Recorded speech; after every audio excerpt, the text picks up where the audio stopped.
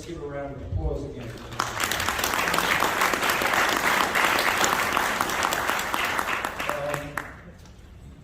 Next speaker is Yoram Shabtay and Peter Moscovoy. A little bit about them. So Yoram has 20 years of experience as a heat exchanger designer, veteran with a master's degree in heat mass transfer, head of consulting firm Heat Transfer Technologies, provides designs for current and new condenser and evaporator coils. This company develops next generation heat exchangers for institutions and the U.S. DOE, Department of Energy, and is a technical advisor to the International Copper Association. He's joined by Peter Moscovoy, the business development manager for Lordan. He started as a software designer for calculation of thin and tube heat exchangers 20 years ago. He's been working on that since then. His company, Lordan, has been making these heat exchangers for over 60 years. And his passion is having a calculated heat exchanger give the exact results required in installation. So with that, I'll turn it over. Thank you, Michael. Ladies and gentlemen, and for the timer. Thank you. So, HXSim Technology designs next generation heat exchangers. We have been promoting small diameter copper tube heat exchangers for a while, and someone asked me, how many times have you participated in the atmosphere conferences? So I grabbed one of those MicroGroove updates, which is a publication about small diameter tube heat exchangers, and the date here is Atmosphere America 2013. I did not participate in this one, but in most of the atmosphere conferences afterwards in the US and Europe, not globally. So we've been a while at it, and the person who wrote it is actually sitting over there. We couldn't do it without him. Thank you, Harry. And this presentation covers cold climate R290 heat pump water heater for space heating using small diameter copper tubes. And Peter Moscovoy, the chief designer and business manager for Lordan, is with me here. Thank you for joining. This is different than any other case study we presented where we actually have the OEM here. So in prior years, I went into details why changes using small diameter copper tubes are more efficient than larger tubes, which I'm not going to go into details here. You can find all about it in those publications and the Atmosphere website or microgroove.net. I'll just summarize that the efficiency comes from the fact that smaller tubes have higher heat transfer coefficient, and that's why they could be smaller in volume and still perform the same. Another advantage, which is very useful for us, is the charge is much slower using these tubes. So instead of going into the science, I'm going to present some of the case studies very shortly, because I want to give more time for Peter to present his amazing heat pump. And those 5mm tubes, I should mention, are also stronger because they're smaller and also suitable for propane. So what we have here is some examples of those heat exchangers in refrigeration equipment. And you can see the heat exchangers on the right. Rooftop CO2 gas coolers are also used with 5mm copper tubes.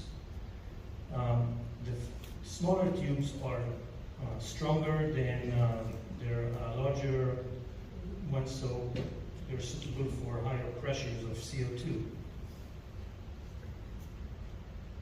Goodman Daikin has been making condenser units using 5mm copper tubes for a long time.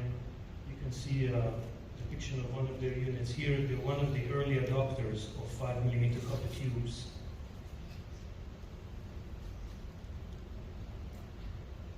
This is a heat exchanger made by Lordan using 7mm copper tubes. It's got a donut shape.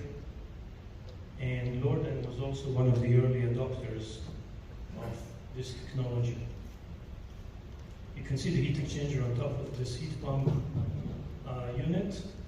And there are three types of heat pumps: water source, ground source, and air source. Now, air source heat pumps have three main uses: sanitary water, space heating, and hybrid water heating.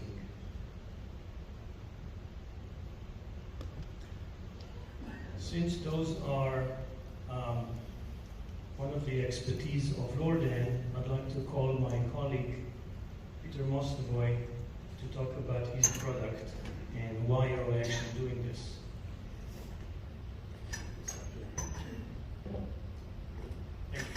Thanks. You can do the clicker. Yeah. Hi, Yoram. Hi, everybody. Thanks for having me. It was a long flight to get out here from Israel, and I'm happy the reception I'm getting so far from everybody. It's been amazing. Actually, what we're going to show a little bit here is a little bit of calculation. I'm not going to do the calculations because, as it was mentioned previously by Air at the beginning, back to basics. Every system, compressor, couple of heat exchangers, and an expansion device. That's the whole theory in one leg, as they say. And if you don't calculate correctly the circuitry of your heat exchangers, nothing's going to work. The item that we're presenting, this is similar to an item, a propane heat pump that we make in the Netherlands. We've already made 2,500 of these this year alone. They make over 10,000 propane heat exchangers, about a little bit bigger than this one. They go combined with a gas heater. It's a hybrid system that in any temperatures above 28 degrees Fahrenheit or above -2 up until 50, instead of turning on the boiler, you turn on the propane heat pump. And this is the law in the Netherlands starting in the 2026, but they're already going into shops. It's not something imaginative. The Europeans have said 1-to-1, it's got to be propane or CO2, and it's got to be in the houses. You don't have a choice. People are afraid of very, very cold days, and so you can have a backup heater. But no boiler can be, where's the clicker?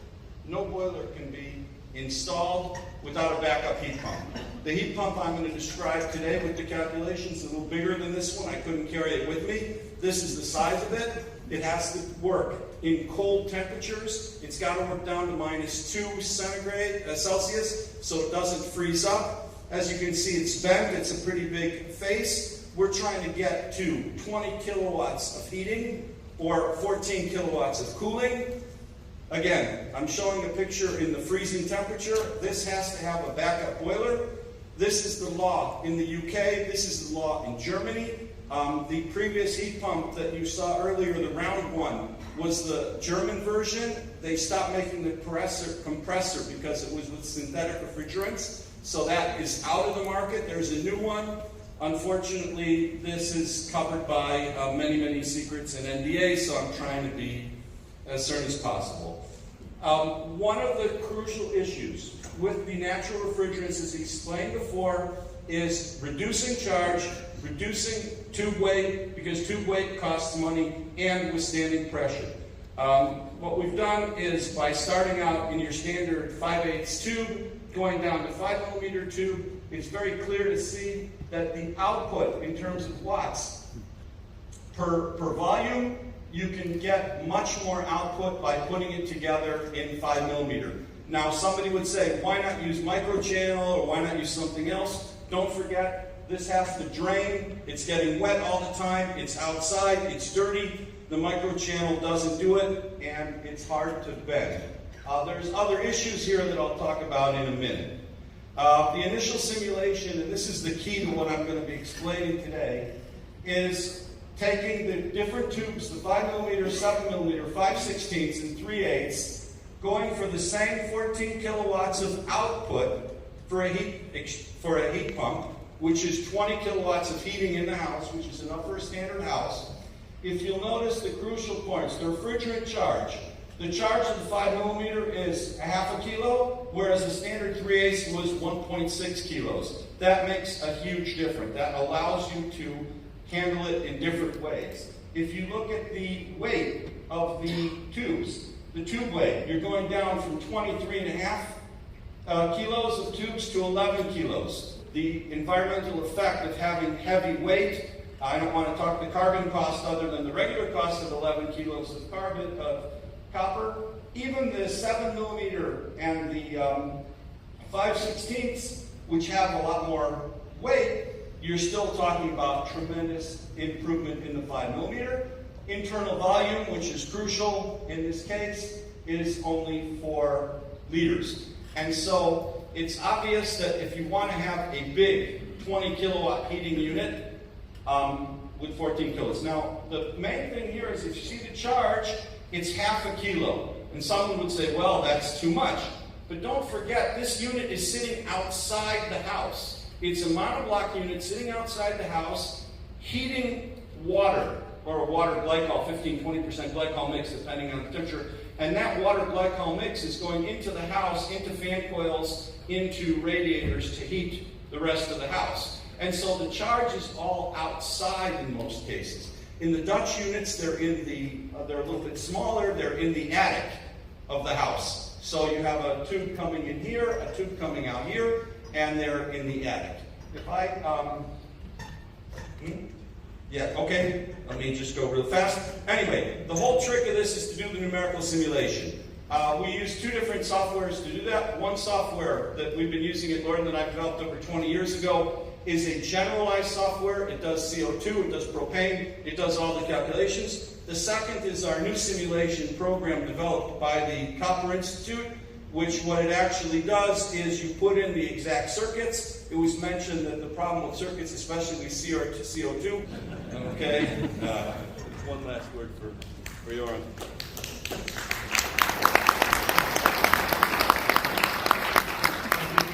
I'm just here to summarize the advantages of small diameter copper tubes. You've heard it before. Less material in the tubes and the fins, those aluminum fins. Less overall system weight, less refrigerant charge, and also the latest development are simulation software that can do most of the work for you. This simulation software can actually be given for free for users that are interested. There's a lot of information about that on microgroove.net, and this is the end of our presentation. Thank you very much.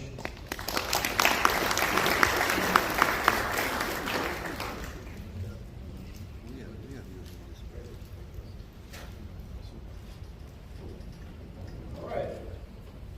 Thanks so much to Yoram and Peter. Questions? The audience? I think there's one question that I don't want to lose my heat exchanger.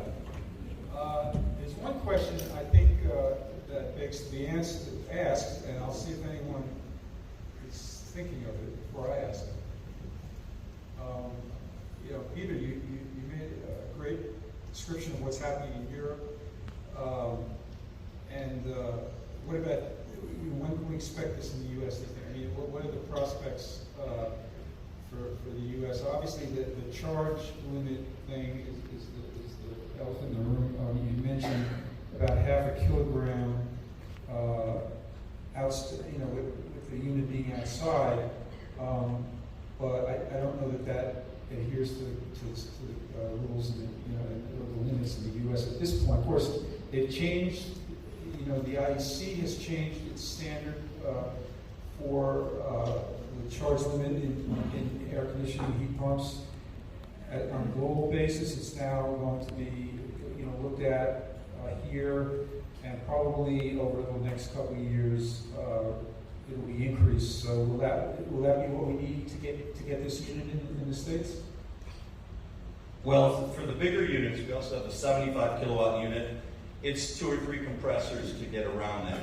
But for, say, swimming pool heaters, which is really, really big, an outdoor swimming pool heater heat exchanger, I don't know why there's an issue with charge. It's sitting way out in the pool room in the back, so I don't know why anybody's worried about it. I think it's just legislative, that there's no real reason. Obviously, if you have an indoor evaporator, I don't really want to put propane inside of an A-coil inside of a furnace.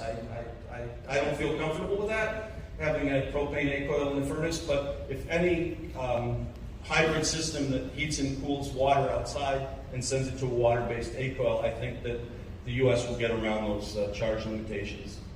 But obviously, for other things like heat pumps for RVs, obviously you don't want a lot of gas inside the RV, even though it's pulling the tank in the back. Right, but for space heating, as well as hot water heating,